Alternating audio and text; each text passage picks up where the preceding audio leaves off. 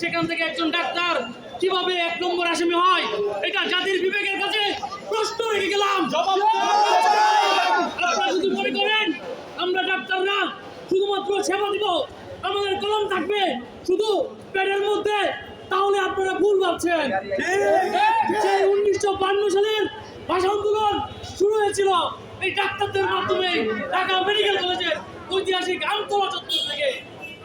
ইতিহাস ভুলে গেলে চলবে না বন্ধুরা। এই ডাক্তাররা আজকে এখানে যাদের হাসপাতাল থাকার কথা ছিল, তাদেরকে আপনারা কোর্টে এনেছেন, তাদেরকে আপনারা রাস্তায় নেমেছেন।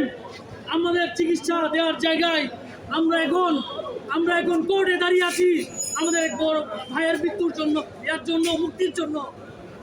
এখন আপনারা বলেন যে কোনো একটা পেশেন্টকে একজন ডাক্তার তাহলে কিভাবে চিকিৎসা দিবে যখন আপনারা তাকে 1 নম্বর আসামি করবেন?